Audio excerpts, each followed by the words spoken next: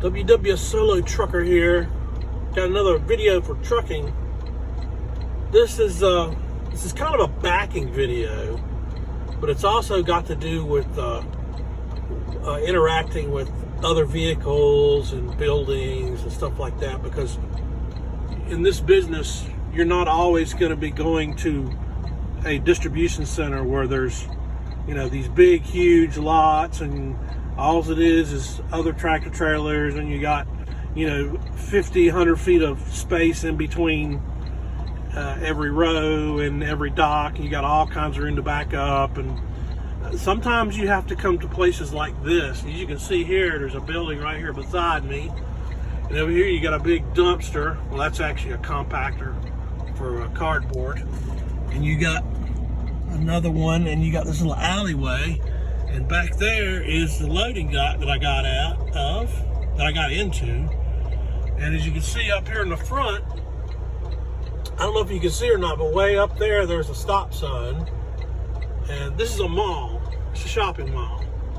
And there's a stop sign way up there. It's probably about 300 feet or so. Maybe a little more, maybe a little less. But I had to pull around. I came in from the right over here. There was no way in this direction, so I came in from the right, around the right side of this building, and came in here, and I parked up there, right over there in that lot, and walked over here to find out if this was the right loading dock, because there's a loading dock back there. But as you can see, I'm actually not at the loading dock. I'm at a little small dock that's beside it. So I didn't know if that's where I needed to go or not, so I parked over there, and I walked over here to where I was delivering to, and they said, yeah, back into here, that's not our loading dock, back into this little spot here. So I had to go all the way up here, past where that stop sign is, and straighten up my trailer. I went almost all the way to the other side of the parking lot, straighten up my trailer, and back through that intersection. I mean, it's a parking lot intersection, but still it's an intersection. And I had to back all the way through here, down to this little alleyway, a good 500 feet. And, you know, luckily, this is not, you know, Christmas is over now, so there's not a lot of people out shopping. Luckily for me, but if I'd have been in here last week at the same time, it would have been a nightmare. I probably wouldn't have been able to do it. I'd probably had to get somebody to stop traffic for me. But as I was backing through, especially that intersection, and coming back down this little alleyway, this little sharp curve corner here where people come around, I was blasting my horn, my air horn, every, I don't know, it probably took me about 5 minutes to back through, totally back here to get into this dock. So every, you know, 45 seconds or so, I'd blast the horn a couple times. And there was a couple of people that came around and turned around, saw me backing, and turned around and left. But that was something I had to do. This is not normally what you have to do. This is the first time in the 3-4 years I've been doing this job. This is the first time I have run into this type of situation.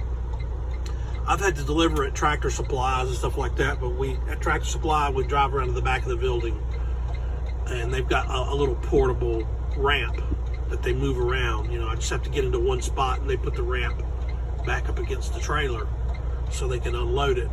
But this was actually the first time I've ever had to come into a shopping mall like this. So just keep in mind, like I said, in this situation, I'm not just dealing with, you know, other trucks and other truck drivers and, you know, guys running around in yard mules. I'm actually dealing with the public, you know, regular cars. So I had to be extra careful. I backed down here really slow, and like I said, I was blasting my horn, my air horn, not just my car horn, my regular horn, but the actual air horn, we call the highway horn. So just keep that in mind if you ever get in a situation like this, to make sure, just go really slow. You know, make sure you're in the right place, number one. I had a feeling that that's what I was going to be running into, but this rarely happens. This actually would have been a better job for like a 25-foot straight truck, because I've only got 9 pallets. It's only like half the trailer, so it would have been a better job for a straight truck, or like maybe a 30-foot trailer. Would have been a lot easier. But it is doable, and actually where I was at dictated me doing this load to one of our bigger customers. So sometimes you might not be doing a full-size tractor trailer type job, so you might have to adapt to that situation, which is what I did here. All right, well, that's all we have for today. WW Solo Trucker out.